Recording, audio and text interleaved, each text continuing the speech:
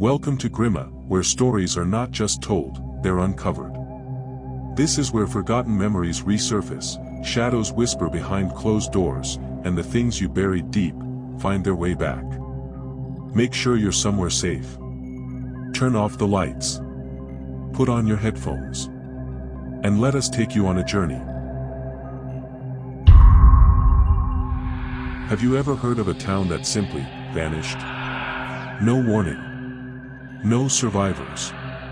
Only whispers carried by the wind. Tonight, I'll tell you the story of Ferland. A place that should have never existed.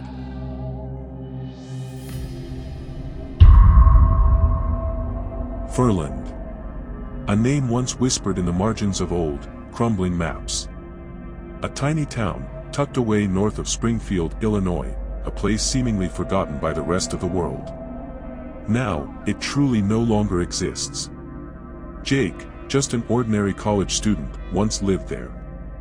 Together with his two best friends, Raven and Alice, they rented a decrepit old house, far from the city's noise, trying to save money. Ferland seemed, at first glance, just a quiet, sleepy town, with cracked stone streets, rotting fences, and a sky always shrouded in pale gray mist. From the beginning, the town reeked of abandonment. But none of them knew, they were living on cursed ground. The first 3 months passed slowly, filled with exhausting schoolwork and cozy nights under the dim, yellowed light. The townsfolk, though silent, always watched them. Their eyes, hollow, emotionless, like breathing shadows. Then, one fog-choked morning, everything began to unravel. Jake woke up, stumbling into the kitchen bathed in a sickly cold light. Raven was standing there, silent by the sizzling stove. But Alice. Her bedroom was empty. No sign of struggle. No broken windows. Everything was still in its place, except for her. Only a suffocating silence remained. The police came, but rather than showing concern, they shrugged. "This happens all the time here," they said, as if it were the most natural thing in the world. Disturbed, Jake and Raven sought answers at the town's library. A grim, crumbling place that smelled of mold and forgotten stories. Under flickering lights, they dug through dusty records. 10 people missing this month. 15 the month before. The population was slowly bleeding away. No news articles.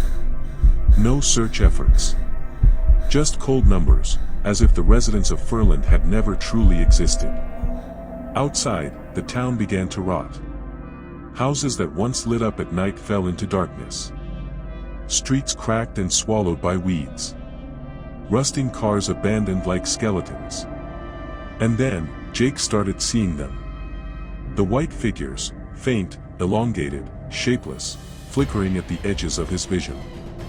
At first, mere glimmers. But every day, they grew clearer. Closer. Raven, once fearless, now trembled behind tight smiles and nervous glances. Ferland was closing in around them. Jake tried the police station again. This time, it stood abandoned. Doors swinging open. Lights flickering weakly. Papers scattered like the aftermath of some unseen violence. Everyone was gone. The town was almost empty now. Boarded up windows. Shuttered stores. Only Jake, Raven, and the white figures drifting through the mist. One morning, Jake woke to find Raven gone too. No sound of footsteps. No whispered reassurances. Only Jake, and the crushing cold.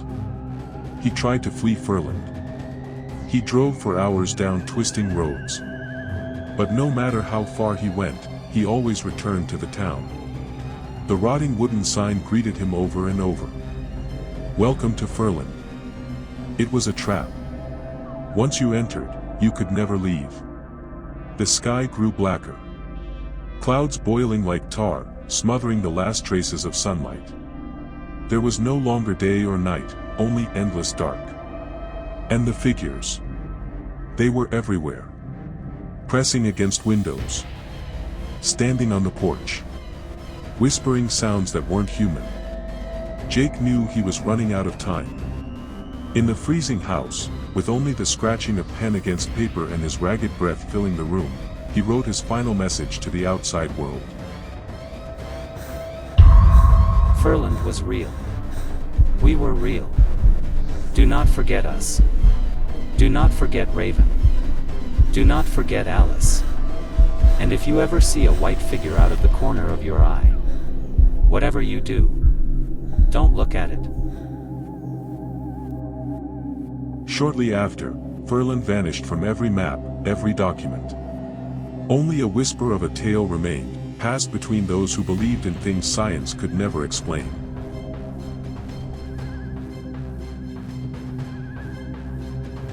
Thank you for listening to tonight's story.